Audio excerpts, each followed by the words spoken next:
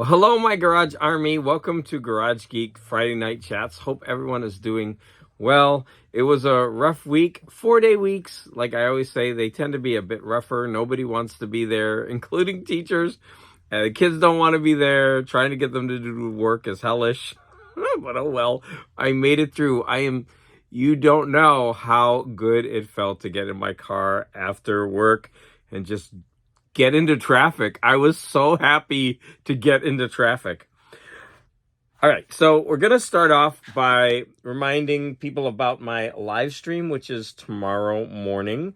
I should say it's Saturday at 10 a.m. If you don't see it, go ahead and watch the repeat. So we're going to go over these 4 items. I actually have 40 pages left to read of this book. Spoiler, love it. So this is The Day of the Triffids by John Wyndham. And 40 more pages. I think I left it till a little bit too late, but that's just how life goes. We're going to be discussing Mark Lanegan Band, Blues Funeral. I don't know if you could see that. It's not. Anyways, there you go. There's a CD. It's very beautiful. Morton Assad, who I'm going to mention in a second, has the album, the vinyl version of this. Very jealous of that. We're going to be discussing the Beatles' Hard Day's Night, which was homework for me. And finally, the graphic novel Stitches by David Small. There you go. Remember, anybody can jump in at any time. I'm going to be putting the link. If you read or listened to or did one of them and want to jump in, or you just want to say hi during the live stream, that's good. I try to keep my live streams at an hour. They've been going about an hour and 20 minutes, so I'm trying to hone it down to get them to an hour.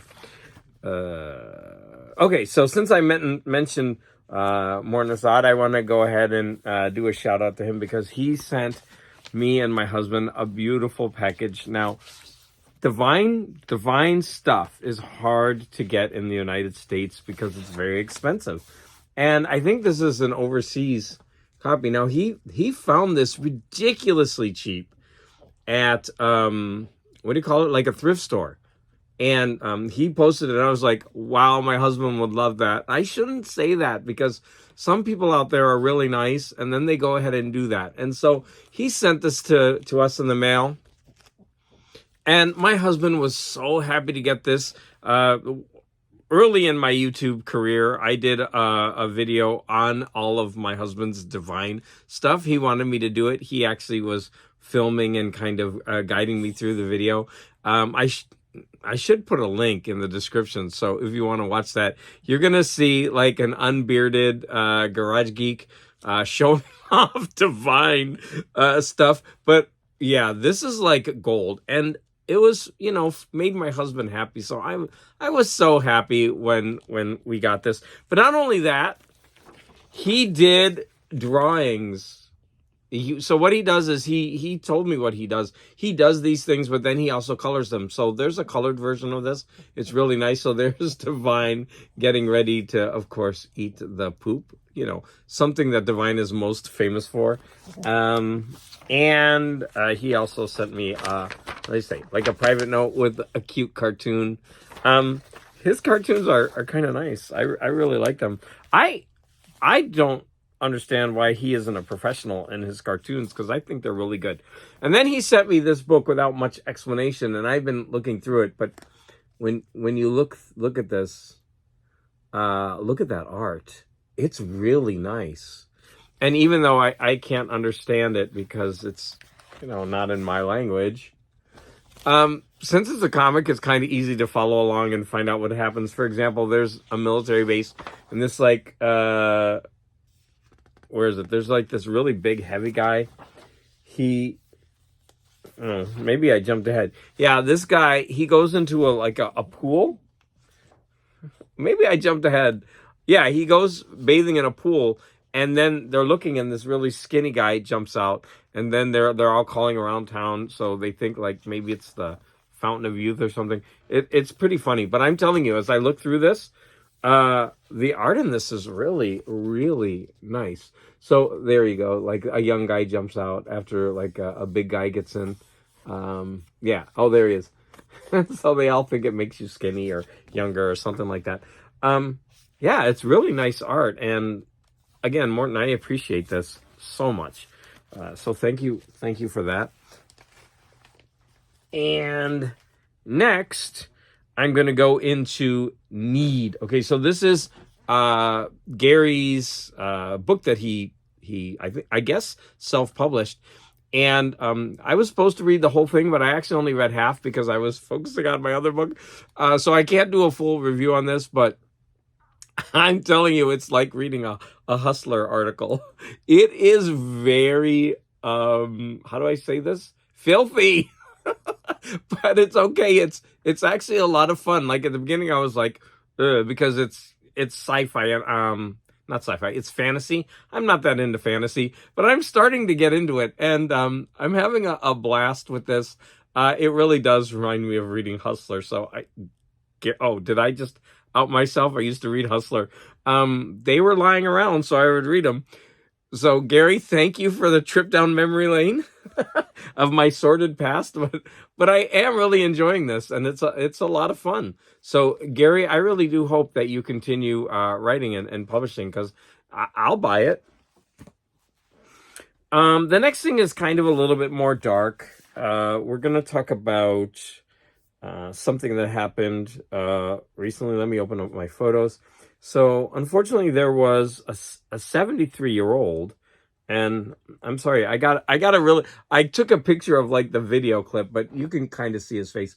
So he's a 73-year-old, and he was a teaching assistant. I don't know what he was doing working at 73 in a school, but he was working in a special needs high school classroom, and he had an altercation with a student. I heard that he was trying to stop two students from fighting, and he got knocked over and smashed his head, and he immediately was rushed to the hospital, but it took 10 days, and finally after 10 days he died. I mean, this is really tragic. And it's I forget where it happened, but his name was Alfred Jimenez, 73. And it happened Wednesday, February 7th. So, I mean, it's just a very, very tragic story. But it does illustrate like what's going on in schools. Like they can be very violent in school. So yeah, they according to this, they're still investigating what happened, but it did lead to the death of a person. It's pretty horrible. Okay, I need to go on to something later. So I am going to move into comics, and I have a great segue. So I'm moving into comics. I got too much stuff to carry right now. So we're going into comics by starting with Skulls. So there you go. This is for Guz69. So we're supposed to show our skulls. He's doing a skull a day blog, and this is Tim Sale art. Now Tim Sale is very, like, to me, he's very similar to Frank Miller. His art is very stylized, but I always enjoy the colors that he uses. And even if it's not always beautiful, his art is always interesting. So here you could see Batman, and you could see skulls, and you could see Enter Tarantula. But I don't know what you feel about that art, but I wanted it. If it's got Tim Sale as the artist, I want to collect it, even though I don't always love it, but I appreciate it. I know that's really strange, right? But I love the colors on this. I just love the composition, and even the art, even though it's not amazing, it's not horrible. It's just very stylized, and I appreciate that. So I thought I would go ahead and show off some comics. I got a bunch of comics in the mail, because I'm not supposed to be doing that, but I got them anyway. So I thought I'd show off a few. Here is a Jack Kirby New Gods. Look at that gorgeous, gorgeous composition. The colors, the way it's arranged, even that central figure. It's so typical Kirby with those faces. But wow, is that gorgeous.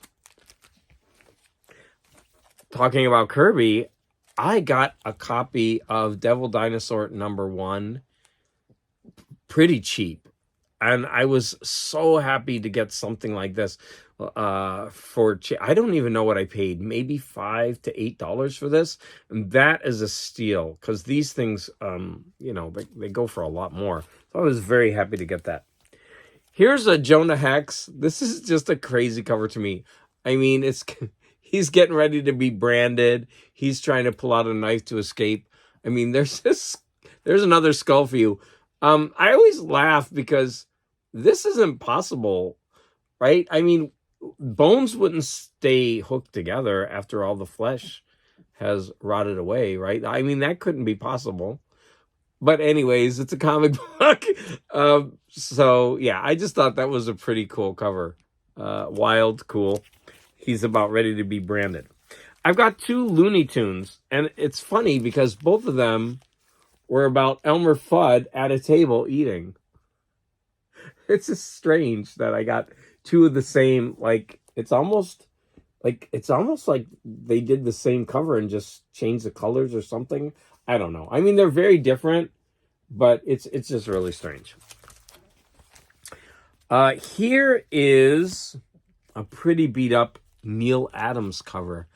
I know a lot of people out there are really collecting Neal Adams covers. I know Sleepy Reader is. I grab him whenever I see him. I really do appreciate his art. And so you can see, yeah, that Neal Adams composition of the top part. I don't think he did the bottom. I don't think he did that. That just doesn't look like his art, especially the widow's head, because it looks like her neck has been snapped. It's all like, it's like you put this Barbie doll head and snapped it in. Yeah, that doesn't look like Neal Adams' art on the bottom, but I could be wrong. But wow. Yeah, that certainly looks like Neal Adams, and that's a great, great composition. I got this Superman bondage cover. It's like they think that he's a witch, a male witch, and they're gonna burn him at the stake. And they've got these like Doritos on sticks that they're gonna burn him with. No, I guess those are their talismans. If you are not evil, you will survive our test of the talisman. It's just, I mean, this stuff is hilarious. He's under a red sun, so he can't escape.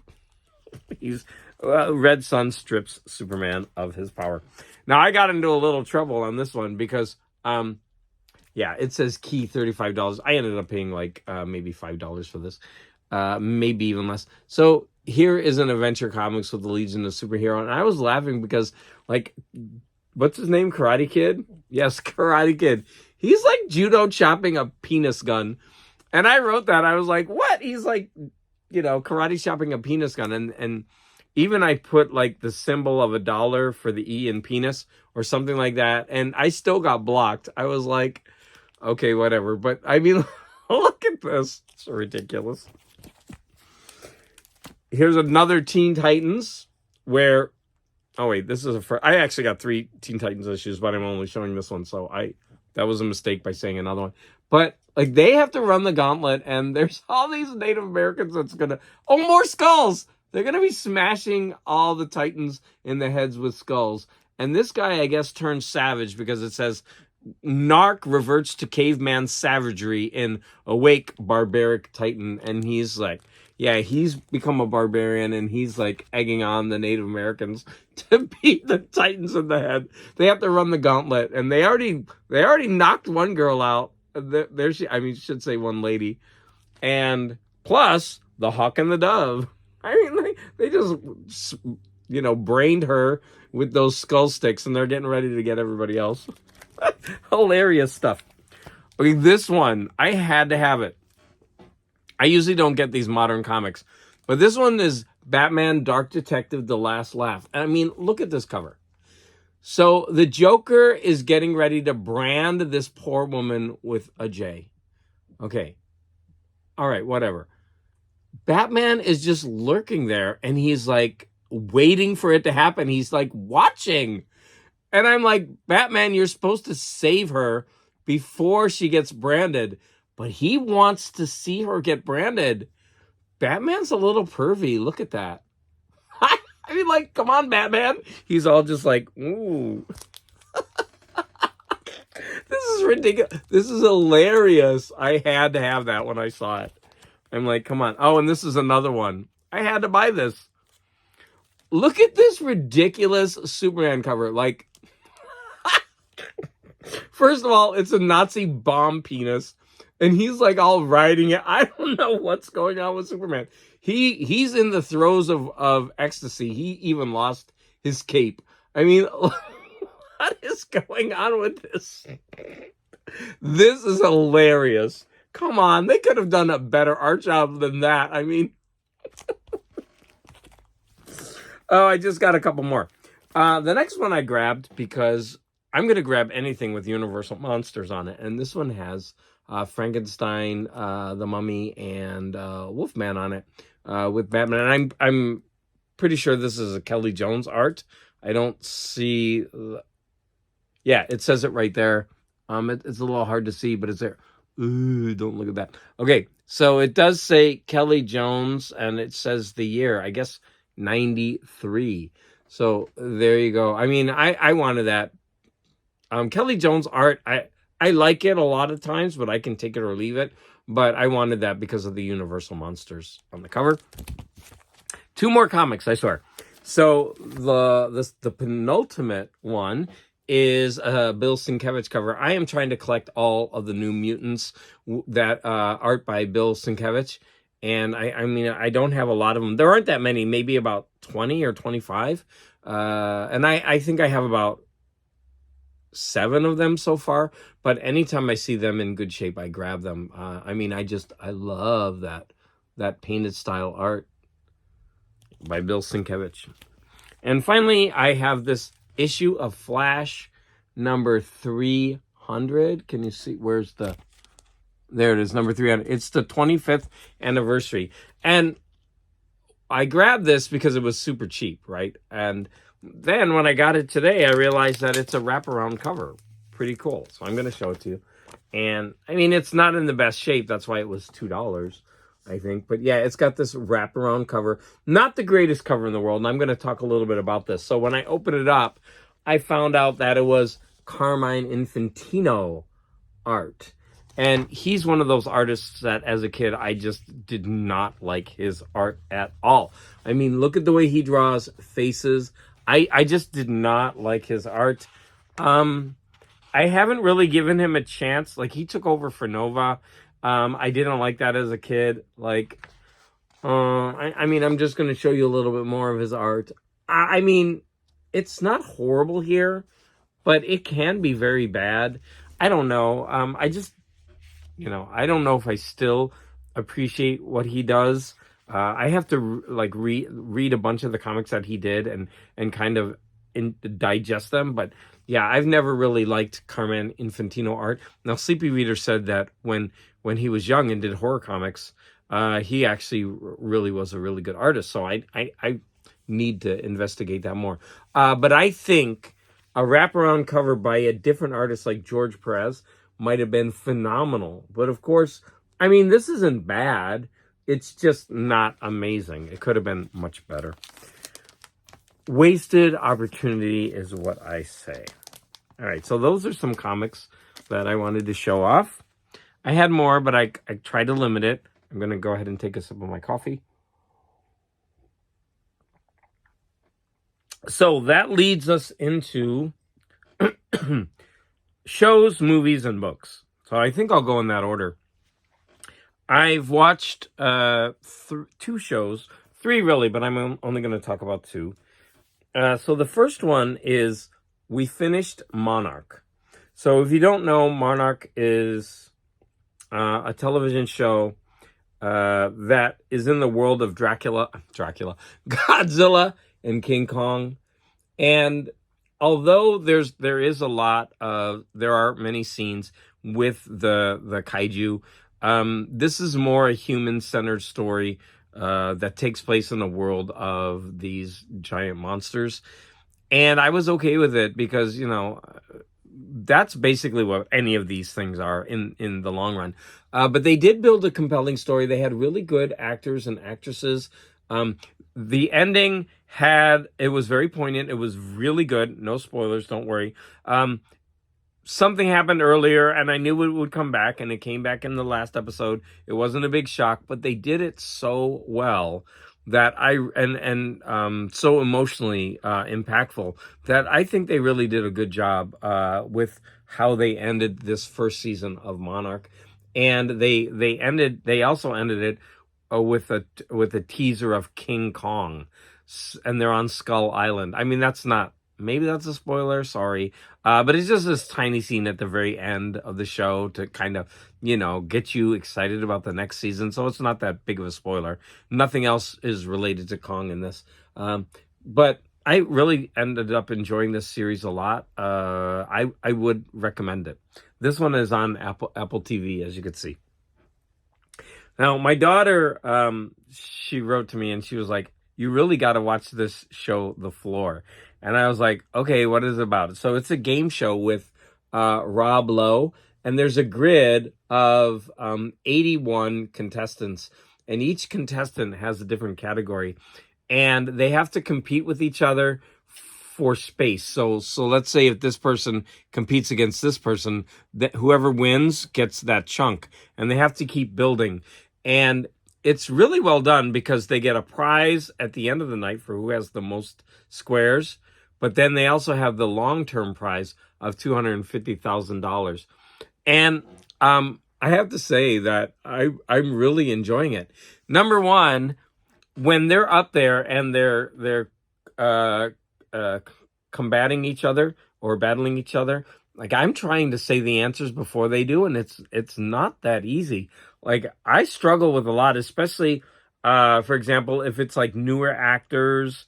Like, I just don't know their names. I recognize their faces, or there might be, like, if they're doing logos, they throw in some really tricky ones. For example, I was killing the book titles. But then they threw in Celeste Ng, and then you had to fill in, and it was little blank everywhere. And I was like, well, this is my category. I love literature, but it was little fires everywhere. It was one book, and I didn't know that title, and that could really throw you off. So what I'm saying is that this show is a lot of fun because you participate in it along with them trying to guess the answers. And then it's also interesting to see just one little mistake, can send somebody home. And it's not like where it increasingly gets harder and harder. Everybody has an equal shot every time, because let's say this person has won 10 squares.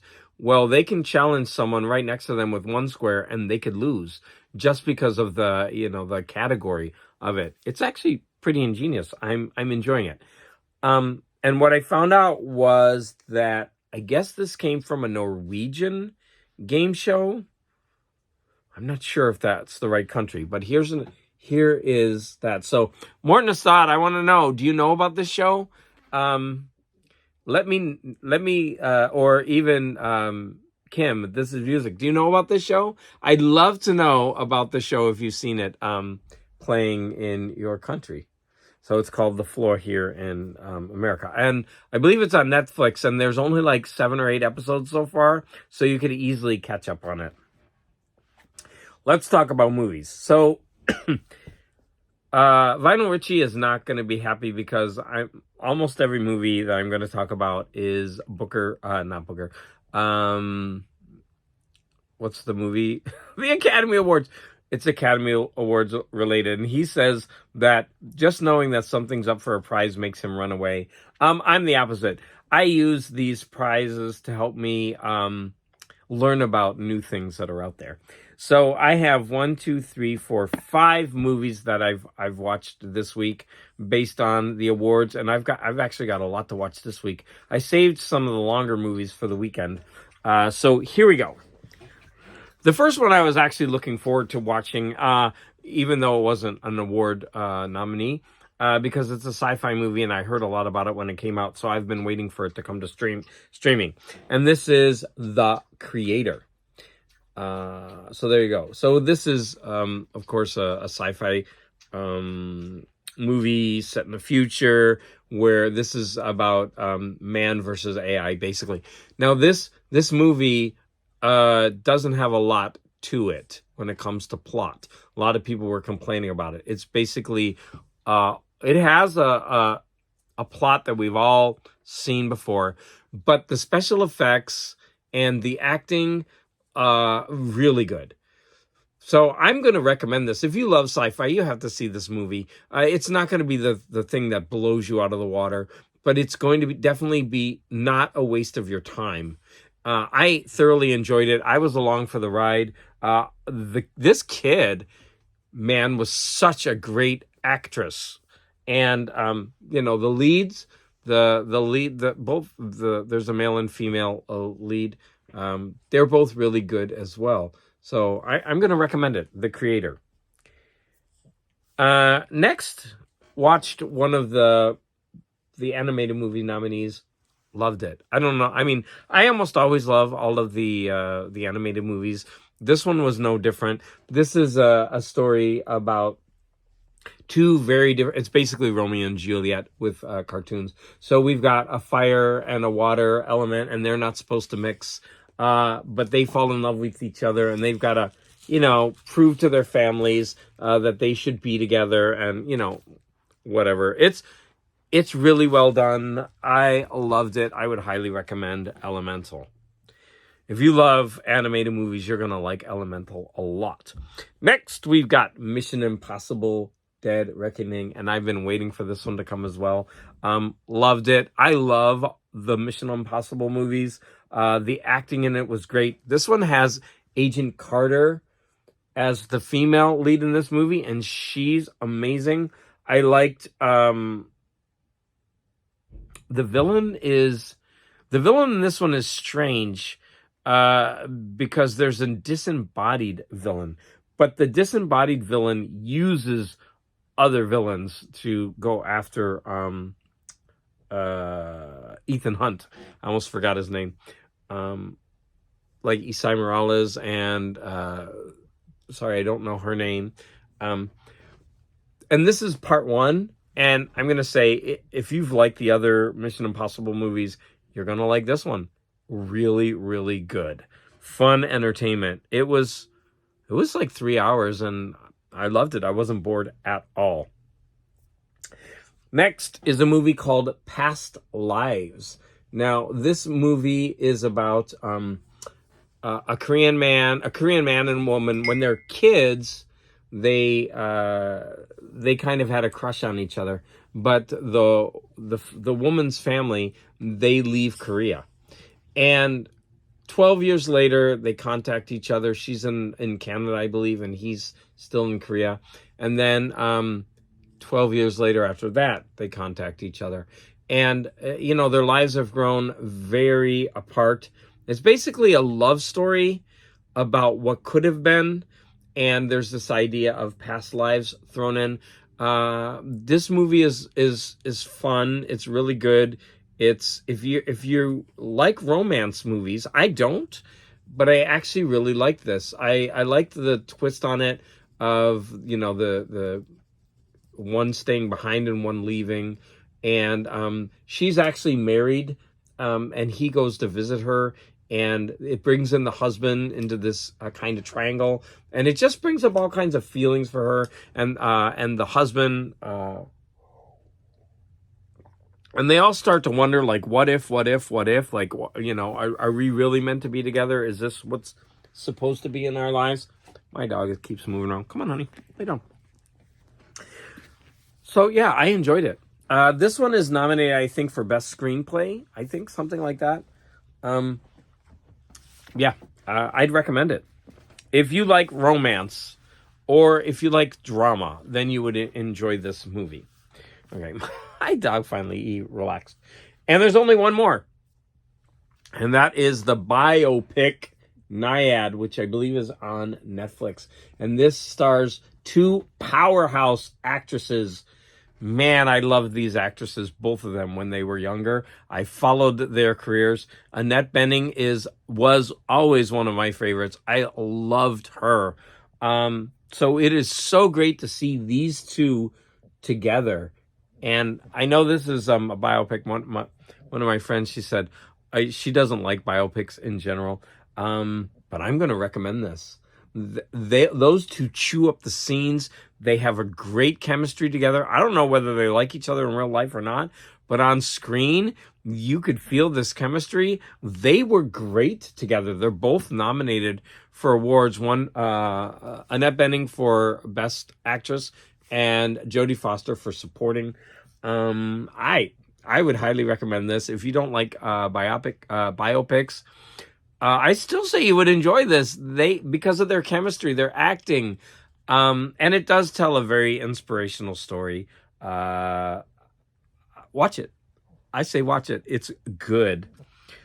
Okay, I'm left with 2 books. Okay. Oh, it's already 30 minutes. So thank you for sticking around this long. I've got 2 books to go over. The first one is called In Ascension. Now, this was long listed for the Booker Prize this year, but it didn't make it past the long list. It didn't get to the short list, and of course it didn't win. That saddens me. This book was good.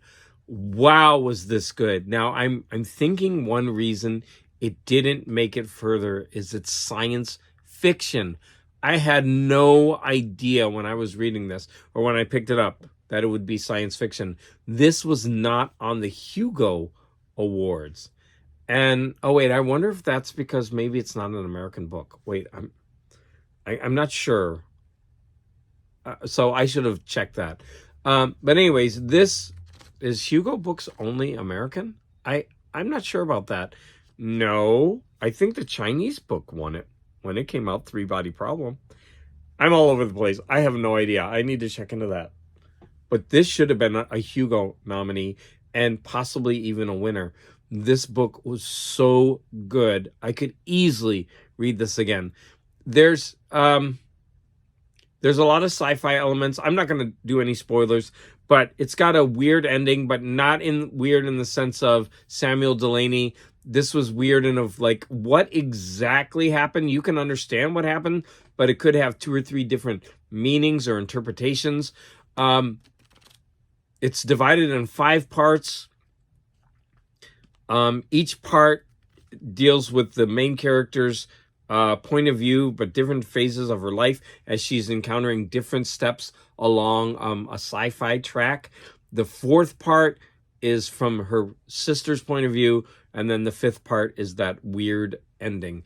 It really, really starts out like a Booker.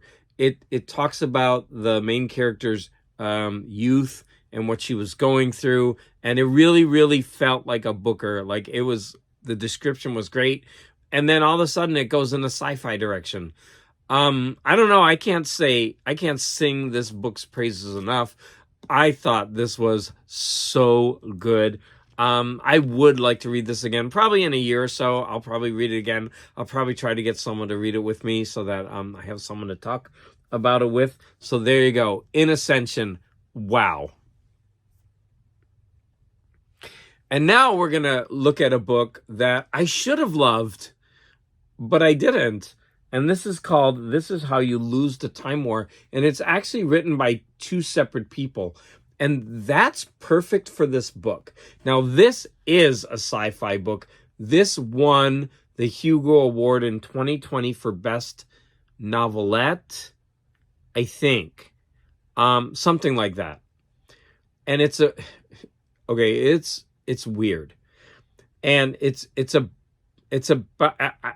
I probably would have to explain this for about 5 minutes to do this justice, but it's basically about 2 warring factions that are battling through time, and they can pop up at any time. And not only is there different times, but there are different strands in time, and these warring factions try to go back and change things, and they seal off time strands, and they're okay, whatever. But there are these 2 characters that we're following, and it's from their points of view. Red and blue. It's that simple. And when we basically get Red's point of view and then a letter to Blue. And then we'll get Blue's point of view and then a letter to Red. And so it kind of goes back and forth in that vein. And I think that when this person is here, this person wrote it. and when it's this character's turn, this person wrote it, or something like that. And it really, really works well because the characters really do have different personalities. And I was noticing the different styles of writing. That really worked. Now, what didn't work for me is it seems too cold, and it's a romance. So the letters, basically, they start writing, they fall in love with each other. These are two, they've been villains and they're warring through time, and they start to develop an appreciation of each other's style of, winning and killing, and they start to fall in love with each other. And, by the second half of the book, the letters become, I love you, I love you, I love you so much. And that I didn't like. And the second thing I didn't like is, I guess it's called soft sci-fi. So this soft sci-fi is they don't explain the mechanics behind the time travel. And so I was left kind of cold because I didn't really get a good sense of how they are traveling back and forth in time and the real consequences of it. It was basically they're just jumping around. But what was really neat was the way, I'm tired of holding this thing up, the way that they got letters to each other, because they couldn't give physical letters because they're on opposite sides. And so if that were found out, then they would be branded as traitors and dealt with. Right. And so they would leave letters for each other, and they would manipulate time in really weird ways. Like they would, for example, one of them left a letter in a tree, so that when you cut the tree, you would see the letter in all of the rings. And so the person had to write the letter by manipulating time in the tree and engraving it in there. And other times there were seeds that they would put the whole letter in the seed, and then they would ingest the seed, the other person, and would be able to read it that way. Sometimes I couldn't get a clear indication if the characters were human or if they were insects. Or it seems like not only did they change time, but they also changed body types. Like they kept talking about how they were from a garden and that there were plants and seeds. And so the problem with this is I'm one of those people that really does like the mechanisms involved behind the creativity of time travel. And to just throw us in there and not really explain it to me is a loss. A lot of people love that. Like I did watch a couple of reviews of this book, and a lot of people really appreciated that because it's short. It's like 200 pages, and it throws you right in there, and you get right into the action, right into the romance, whatever. But I like those mechanisms, and that's one of the reasons why I read these. This is really, really well written. And I think at some point I should reread this because it was really well written. But again, I didn't like that lack of the sci-fi explanation. And I didn't care for the romance parts of the book. But I'm not going to deny that this is not worthy of winning the prize. I will eventually read the other ones on that were nominated, but this was superbly written. It's just a couple things in it didn't click for me. And that brings us to the end. No. I've got one more thing to show you. Oh, actually, no, I have two more things. Here is a Shazam done by Alex Ross. Look at how beautiful that is. If he did that, I can't talk tonight. If that's on a comic, I want it. And here is Firestorm by George Perez. Look at the colors on both of those pictures. Yeah, George Perez, can't do wrong in my book. Now, what I wanted to say is there's big news. I found out about this yesterday. DC has finally listened to fans, and they are releasing their versions of epics.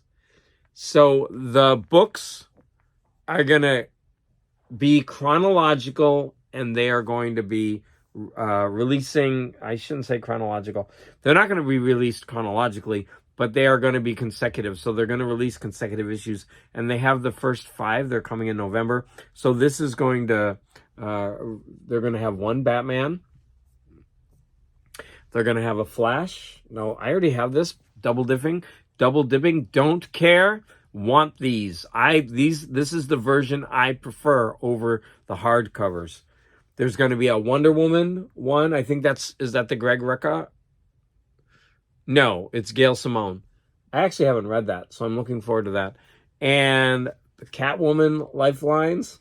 That's the Bolland, where the suit is just ridiculous on the anatomy. And of course, they're going to be releasing Superman again. I have this in hardcover. I don't care. I want this collection. I am so excited. Now, I hope this is successful because DC has the problem of they will start things and then they never finish them. So I just hope that's not the case for this. Also, what's kind of neat is on the back of the books, they have a timeline that's related to that book. And on the spine of the book, they're going to put the years that it relates to. And that's kind of neat. The Epic collections that I have, they don't do that. But it's on the back. It's fine. And this is going to be called DC Finest. I'm very, very excited about that line. So there you have it. Now I'm done. I hope everybody had a great week. Don't forget to try to tune in tomorrow for my live show or watch it in reruns. And I want to, again, as always, thank all of you for your support. Okay, turn off.